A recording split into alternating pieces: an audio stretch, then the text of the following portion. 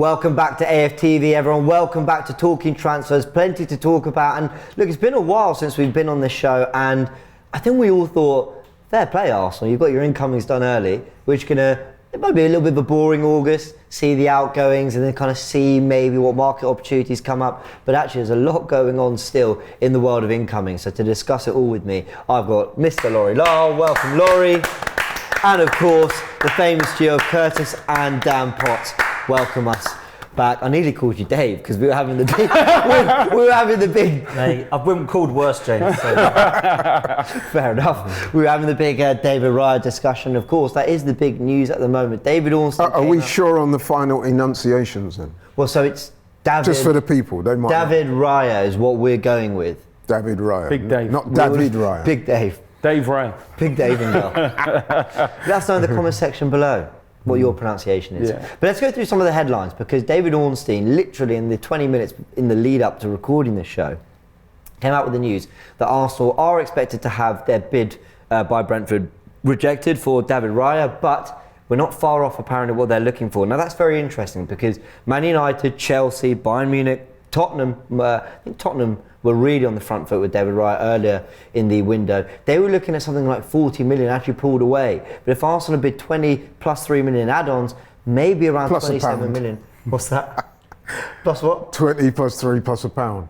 But well, got to get that famous Arsenal pound. But it looks like that around 27 million might actually get the deal done. So we're going to keep an eye on that. We're going to discuss the wider implications of signing David Raya in a little bit. What does that mean for Matt Turner? Apparently a bid has gone in from Nottingham Forest, according to Fabrizio Romano. What will that bid look like? Of course, we signed him for around 10 million. So we're also going to make a profit on him. And then when you're talking about one player leaving for say 15, signing off for 27 million, a net spend of 12 million to get David Raya could be very impressive business from Arsenal. Let's talk about Gabriel Jesus very quickly. We know he's got the knee injury. What does that mean for the striker market for Arsenal? Does it change the business we do? Or, of course, will we look at Kudus from Ajax, who we know can lead the line, of course, and there are rumours doing the rounds that personal terms might be agreed, but things are going a little quiet while Arsenal try to get the Raya deal done. And what's the latest on Thomas Partey? Arteta said out in the United States, he's staying. He's an important player. He's going to play with Rice, which we saw in the week against Monaco. But apparently Juventus have made a fresh approach. So let's see how Arsenal will react to that. But let's get into the first topic of the day with our amazing panel. And it's a very simple question. What are Arsenal thinking when it comes to David Raya? What is the thinking, Curtis? I'm going to come to you first. Break it down. What's the logic here? Listen, we always say we want competition for places. You look at Man City, you know, they don't care if they've got Ruben Diaz and Stones when they're buying Vardy for 100 million. That's how you get to the top. So for me, I think Ramsdale's done very well since he's come in. I was sceptical when we signed him, to be honest, but I think we all were. I do think he's in a bit of a comfort zone at the moment where he knows, you know, if I make a mistake on Sunday, I'm not getting dropped, because Matt Turner is seen as the number 2. He's not really pushing Ramsdale, and like you said, if you can get Raya for 27 million and potentially get 10, 12, whatever for Matt Turner, you're talking about maybe 15 million for David Raya, who was being talked about at 40 million. So if we want to reach the top, I think we need to have competition in every position, and he's not coming in to just sit down on the bench either. No. He's going to be pushing Ramsdale. So two situations occur. You either get a better goalkeeper if he pushes ahead of Ramsdale, or you push Ramsdale to a higher level because of the pressure that he's got on him. So for me, it's a win-win situation. Is this an opportunity then, Dan? Do you think this is one of those where, when managers, I think sometimes we feel like they're pulling our leg, but when they say, quite honestly, look, we'll see what the market does, we'll see what becomes available, is this one of those where Arsenal just reacted to a situation? I think it shows how serious we are to take the competitions very, very seriously this year, because when you look in the last, people were saying bigger fish to fry, weren't they? And people were having a go at us for it. But there's none of that now. When you've got two goalkeepers at that level, that for me have probably been, in the last 2 seasons, on the top level of performing in the Premier League, behind the likes of Alisson and Edison, you'd probably look at Ramsdale. They both make my top 5 for sure. 100% of the last few years. Ramsdale, Raya, probably Emi Martinez, who's another goalkeeper we've had before. So I look at those guys and I think, yeah, that's the level that we're at now. So for me, unpopular opinion, Matt Turner was never my guy. I never liked him. I never rated him and thought, wow, this guy looks. I think you need to be a bit more honest. Say how you feel. Don't mix your words. It wasn't, man. Like, I don't know. Maybe it's harsh. People think it is harsh. I thought we had an alright World Cup. Every time I've seen an Arsenal shirt, I think, oh dear, when's Ramsdale back in goal? That's what I think, right? Now I'm not going to because this guy's here. So, you know, sometimes you need to look at competition. Ramsdale at the moment lets it go through his legs. He's going to be in goal next week because Turner's probably going to do the same, right? So for me now, I'm looking at David Raya thinking, this guy can compete with him. He's on his heels. And this is what we want in every single position for me now. Because if we're competing with Man City, that's what we've got to have. Yeah. When someone gets a knock, someone's got to come in and the drop-off can't be huge. Yeah. So for me, the drop-off at the moment was huge in that position. I'm very, very surprised that we've gone for a goalkeeper, but I really like it. And I think this guy, if you look at his stats in terms of the assists, pre-assists that everyone goes on about now, playing out from the back, his distribution is fantastic, man. And Brentford are gutted that he's going, gutted. Yeah, and he did rank up there with all the top stats, you know. And someone, I think it was Sky Sports, were rattling off everything ranked first and second in, and it's not just distribution. He's actually just been a terrific goalkeeper, probably gone under the radar, because Brentford have gone a little bit under the radar in that, you know, they finished ninth, had a great season, but it wasn't quite what Brighton did. But they've not been a part of the relegation battle because they've been well clear of that. Now. So they've just gone about their business very quietly. Frank's done a brilliant job and Raya's done a brilliant job as well. But let me ask you, Laurie, is this sustainable? Like for a year, I think Arteta can juggle this. But in 12, not even 12 months, in 9 to 10 months' time, I think there are big conversations being had. Oh, absolutely. And what I would say about this whole situation with Raya, so I never saw it coming. It's coming from left field. Mm-hmm. But having said that, I'm with the other two guys. I think it's welcome, man. I welcome it because, let's be honest, the benchmark of a top team is that you have, in every position, or in most positions, you should have two top quality guys fighting out for that first team place. And as both Curtis and Dan said, I think it's been a little bit too comfortable for Ramsdale. And let's be honest, he's had a very good season, but he's not above making the odd ricket. You know what I mean? Sometimes more than one in one game. So, listen, I think that's it's to be welcomed. You have a guy, like, especially in a position, goalkeeping position is one of the most important positions in the team. And if a guy is not on top form, then he needs to have someone breathing down his neck. You know, my fear for Ramsdale is, and it's a fear for Rams, it's not for Arsenal. I just want Arsenal to be the best version of themselves they can be. My fear for Ramsdale is, remember that summer of 2022? I think we all knew we needed a backup for Tierney, but no one was saying we need a new left back. We need a new left back who's going to come in and play every week and be crucial to our team, because we thought Tierney was that leader, was a big part of the way we played in the early days under Arteta. And then Zinchenko comes in, and whether you love Tierney or not, I think even the staunchest Tierney defenders will say, yeah, Zinchenko's just done something different to this team. And I fear that for Ramsdale. Yeah. I fear that we'll see Raya and go, well, can I just say, there's good distribution and then there's elite great distribution. Yeah. Like there's going from one end of the pitch to the other. Suddenly Havertz is winning headers. Suddenly we're bypassing presses, and you go on, Laurie, we'll come in on that. No, I was going to say that if you remember, when Ramsdale came into the team, he surpassed Leno, and a lot of people at the time, myself included, was like, oh, that's interesting, because Leno has not really been letting Arsenal down, has he? No. And all of a sudden Ramsdale rolls out and Leno finds himself pretty much out the door. Yeah. So these things do happen. I think, like you were saying, I don't think there was any real plan to go for him. I think Forest were probably trying to get Turner, and they've probably said, okay, let's have a look at the market. And he said, you know, we could get Raya for maybe under 30 million, and you wanted him before Ramsdale. They've had a conversation with him. You know, you don't have to move house. It's Champions League. You know, you can put pressure on Ramsdale. I think the one thing that a lot of people have questioned is how do you keep two keepers of that level content?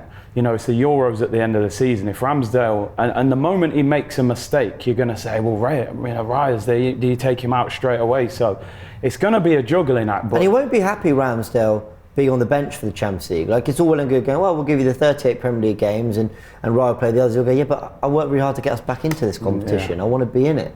So there's that as well. The biggest test and the biggest challenge for me, for Mikel Arteta, is rotating this season and keeping everybody happy. He's never had to do it before. When we've rotated before, the players are happy to just get a look in, some of them, right? So now it's not about that. For me, it's about the competition for places. This is a really good move. Obviously, the goalkeeping coach likes him and has liked him before from previous times at Brentford. And I think what you're saying, James, I kind of agree with, but it's got to be worked well by the manager. Yeah. And what I mean by that is when Tierney was replaced, nobody cared. I love Tierney, right? He's one of my favourite players. But nobody went, oh no, it's such a shame he's not going to get much game time. Everybody thought he's got to now fight in. The only reason that hasn't worked is because I don't think it's really been... I feel quite sorry for Tierney, to be fair. So I don't always think he's been treated fairly. I think when Tommy Asu was going over there, when Kivior was going over there, I think that's when you can really annoy players. I agree. But I don't think that's going to happen with these two goalkeepers because it's going to be one or the other. So that for me is key. And, you know, David Raya has not come to play the Carabao Cup games and the FA Cup games, in my opinion. But he might have to start that way. And I don't think he'll mind doing that. I just don't know if we can do that for 3 seasons. Can you rotate in the league? I know it sounds crazy, right? And this can sound mental, and I know I'm doing too much when I say this, but we see football reinvented all the time. Is there a world in which we're playing Sean Dyche's Everton away from home and you need Ramsdale, who's 6'2", commands his box quite well, and actually at home to a high pressing Brighton, you need Raya, who pings over the top? Is there a world in which that exists? I think it's slightly more sensitive when it comes to goalkeeping, because with the goalkeeper, you're also looking at it from the defenders, how much they trust him, the way of playing. You know what, the relationship that Arteta has with these players is going to be tested this season, because that is not the only position. We've seen recently Jurriën Timbers coming at left back and he's looked really good now. If you're Kieran Tierney, we were talking about before, you're looking at that, you're thinking, you know what I mean? Another one, another get out of the way, And if you recall, he's arguably 5th choice left back. It wasn't that long ago where people were saying, oh, Kieran Tierney, listen man, he's the future captain of this club. He was a fan's favourite, still is. Definitely. And look where he is in terms of pecking order. Like I said, now Timber's coming in. I have to say, so far, for those 3 big money signings, he's looked the most impressive. Definitely. Fair enough. So, interesting. Right. Well, I've got a follow-on question, but that's going to come in the buzzer section of the show. So do stay tuned in, hit the like button if you enjoy, and make sure you subscribe to the channel as well. And the question will be asked, I'm going to listing 4 players to all of you. And the question will be, will they be in the starting 11 by the end of the season? Let's get into it now.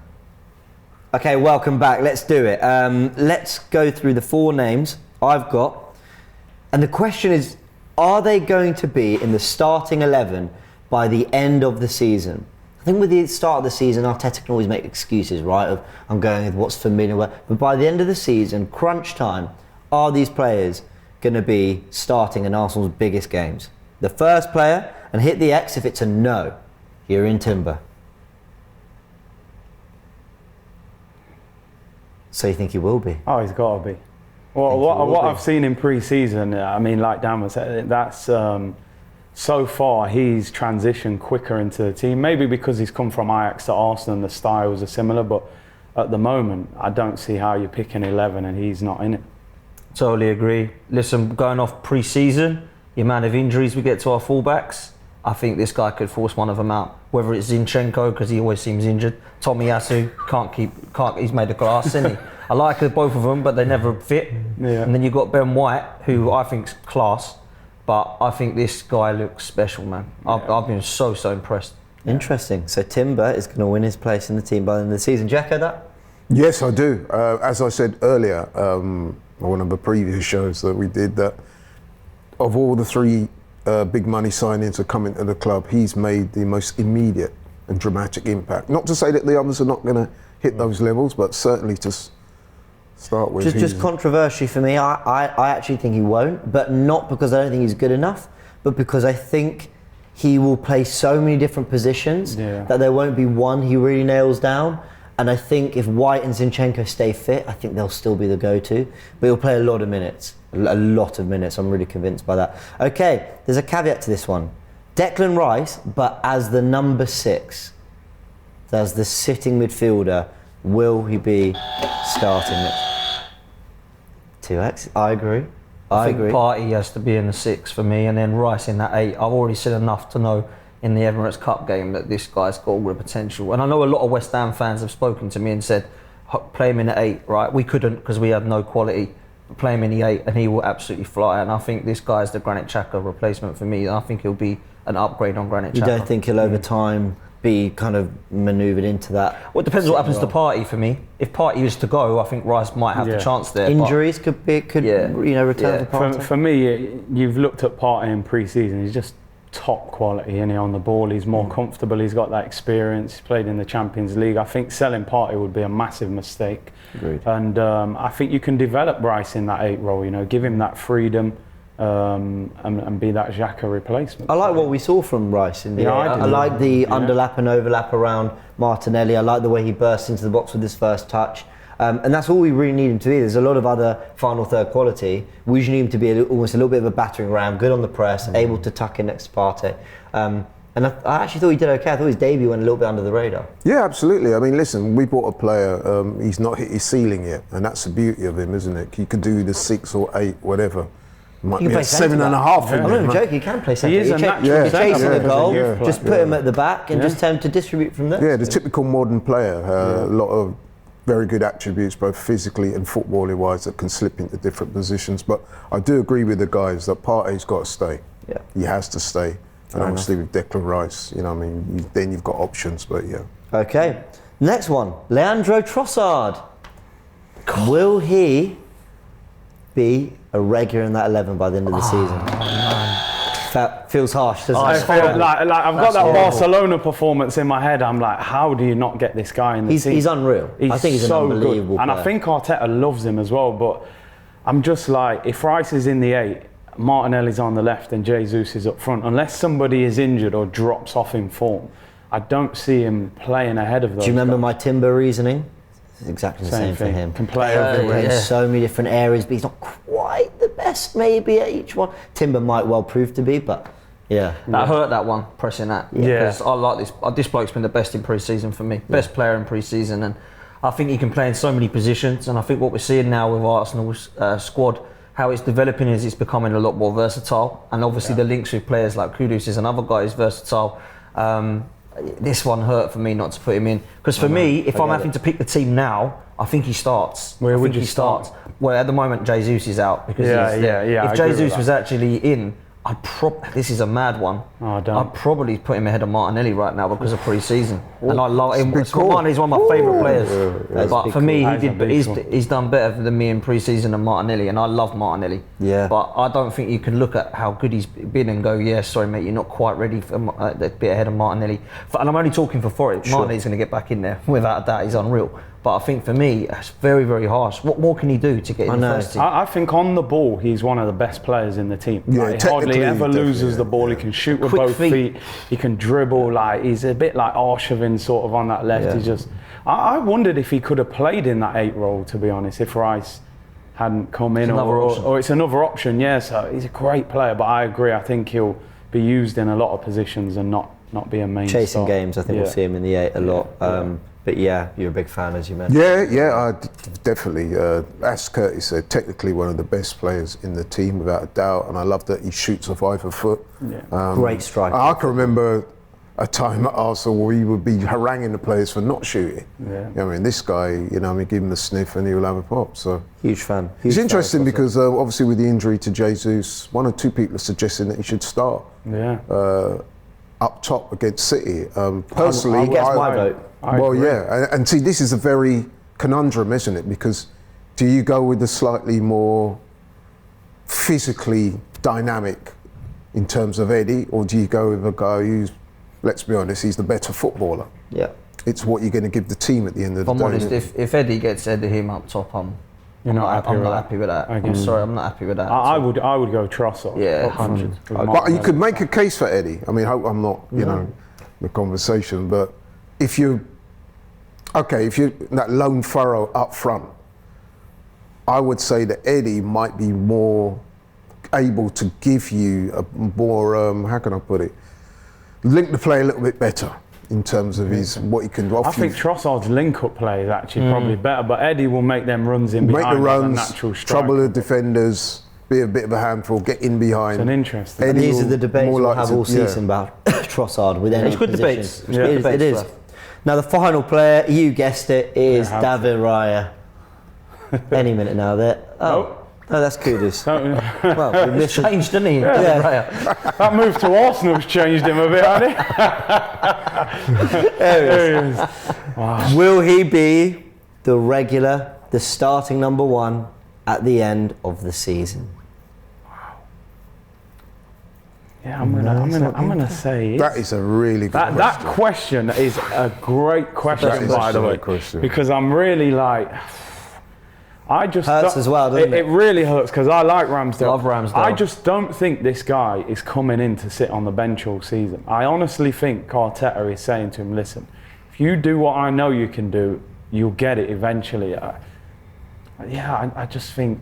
I think that's exactly the conversation that's happened. I think he said to him, listen, Ramsdale's brilliant.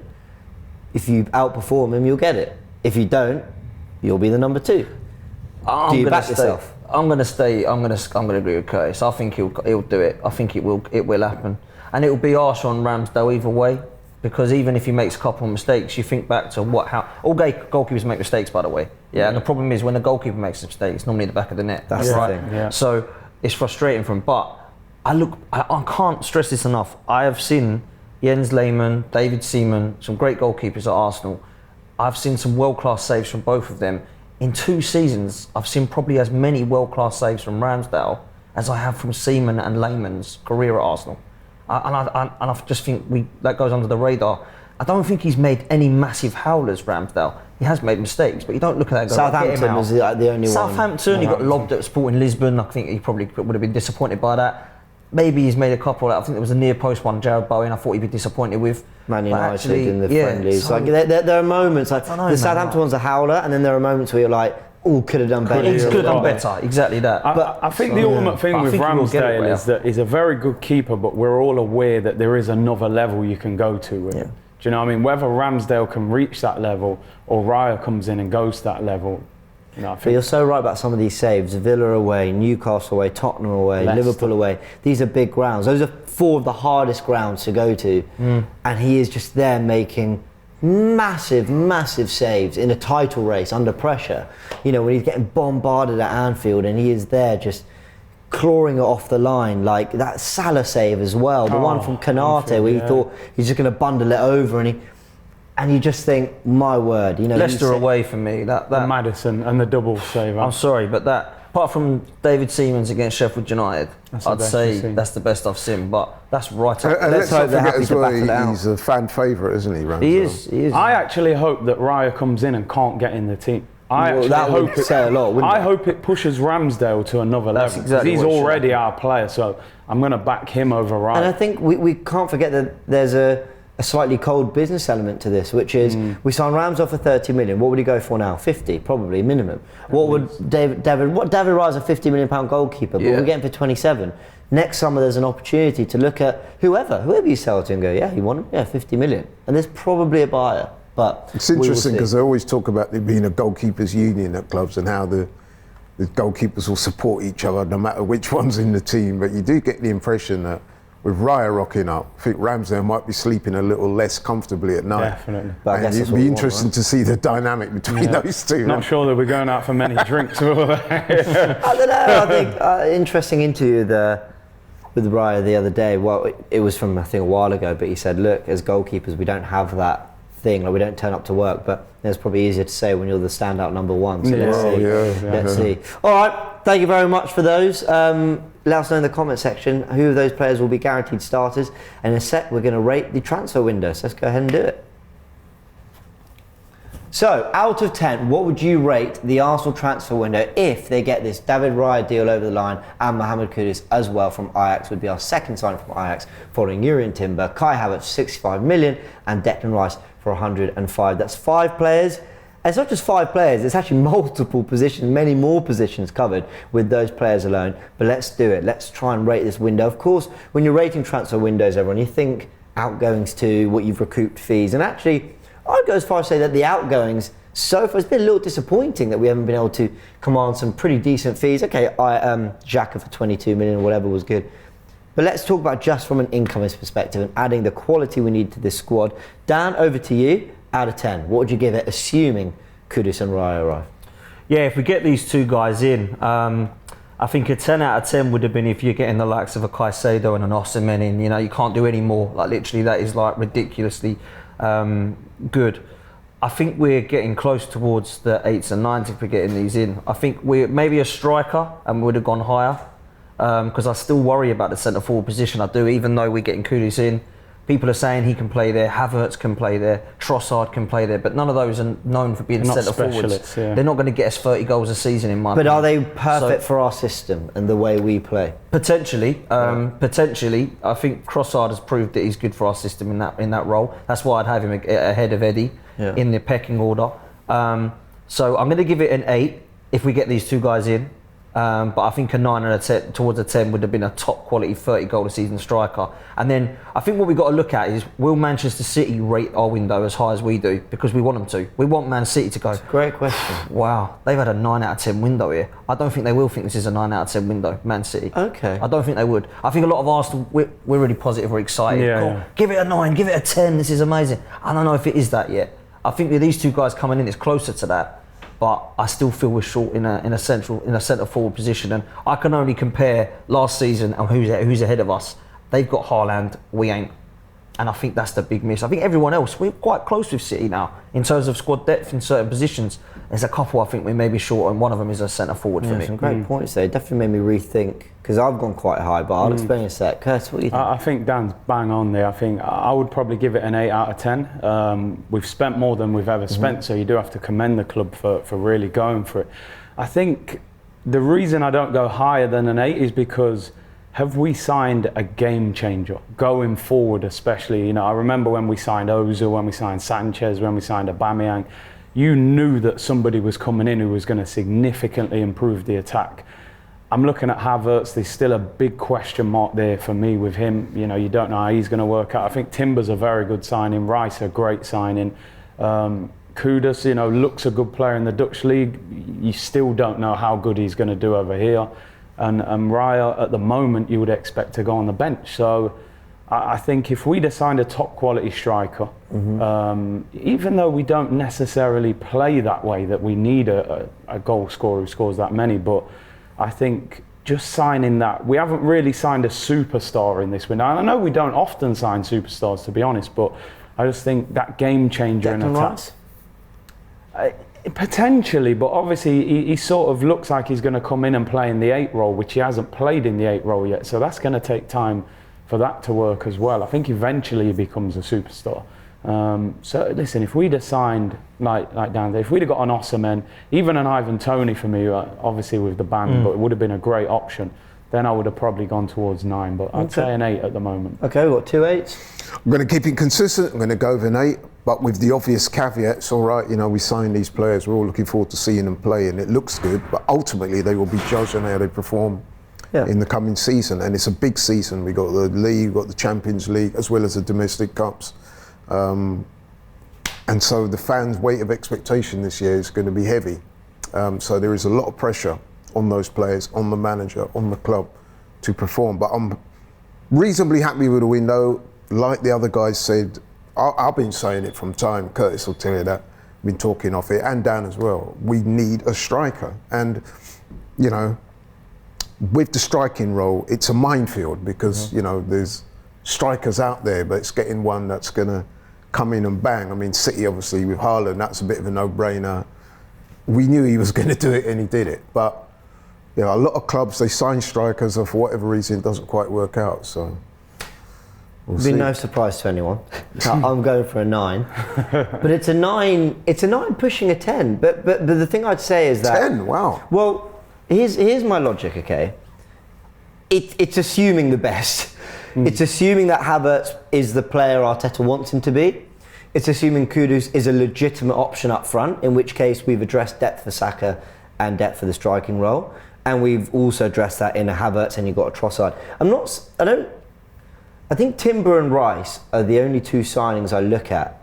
Okay, maybe Raya too, and I go, yes, they're brilliant, and I can already see how they're going to improve the team. There's a lot of questions about a lot of the others, and it's intrigue. But assuming the best, I think they've brought in a lot of players. Like I said, it's 5 players, but Kudus is a midfielder /striker/right winger. Havertz is a midfielder, so that's covered as well, / second striker. Then you've got a goalkeeper, then you've got a right back, centre back, left back in Timber, then you've got a DM and an 8 in Rice. You've almost covered every area of the pitch. And when I look at Man City's incomings, you talked about how they rate our window. They brought in Gvardiol, great, top player, but they're really stacked in that area, Laporte and Ake as well. So has their 11 improved? I think it has, because I think he is better than both. But I don't think it's like, I'm not like something like, oh, well, that's it, they're unbeatable now. I suppose the thing, though, with City, they're going to say, we're at the top of the tree. They don't, do they need to significantly improve? They've lost Mahrez and Gundogan. Yeah. And I think Kovacic is a really good signing, but you'd think Kudus maybe is an option for them, maybe, I don't know. Gundogan's a and a big lot of people loss, rate him. I just... Big loss. I think I'd give it a 9 because I thought Arsenal would sign 3 players.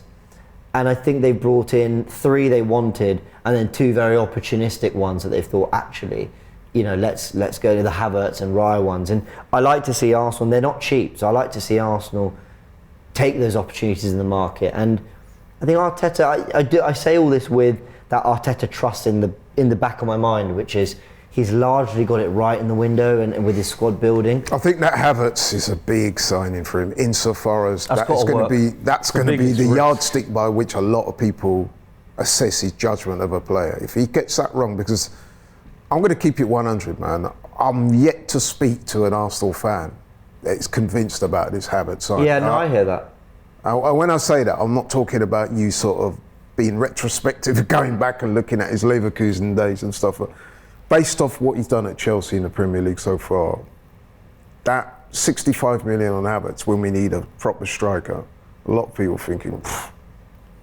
I think as well, 100 million for Havertz and Fabio Vieira, they've got to work, man. Yeah. Because when you look at Moussa Diaby and James Maddison going for a combined 80 in those 2 positions, who would you rather have? I would rather have Maddison and Diaby. That's a great Do you know what I'm saying? And they're a lot cheaper. I think as well, when we're always looking at Man City's window, I'm not going to do what Liverpool fans did last season and go, got rid of Jesus, Sterling's gone, Zinchenko, title's ours. I'm not going to do that because Pep Guardiola always gets it right. And that being said, as well, one day he won't. On the other hand, one day he won't. We're waiting for that. There is a day in the future where he doesn't get it right. On the other side of the equation, if that signing does go well, it's going to be seen as a master stroke. Of course it will. Of course it will. So there's a lot hanging on that. A lot of people are sleeping on that, but a lot of people will be looking at that come the end of this season, and they will literally use that on how to assess Arteta as a man. I think as well, like if you look at what last season, let's say we get the similar injuries we got to last season. Saliba goes out again. We've now got Timber or White that can play. They're not Rob Holding. That's a magnificent upgrade. If Kudus comes in, he's better than Reece Nelson on the right hand side for me. I know a lot of and Vieira actually as it goes. I already know that already. So you look at that. When the midfield and the top and the strikers are getting injured, do we have the cover? That's where my 8 is no longer a 9 or a 10. Because if Rice was to get a long-term injury, right, let's touch wood that doesn't happen, is Havertz that guy? I don't know, is the answer. If Jesus gets a long-term injury, can we rely on Trossard and Eddie if we're not going to go in for a striker? I don't know. Last season we got away with it for a couple of months, but I was getting to the stage where I was like, oh, come on Jesus, we need you back now. 100%. We need you back now. 100%. And we ain't got better than that at the moment. We've got the same strikers that we had last year. And that's my concern, man. It's funny, he's only signed 1 striker since he's been the manager of Jesus. You know, you look when Haaland comes out, everyone talks about Haaland, but they got Argentina's number 9 on the bench, the guy who started up front in the final. Do you know what I mean? We're taking out Jesus, and Jesus been at the club 2 years, been injured twice already. You know, 3 months last season, it's the same knee as well, apparently. Knee injuries are, you can have a lot of problems with them.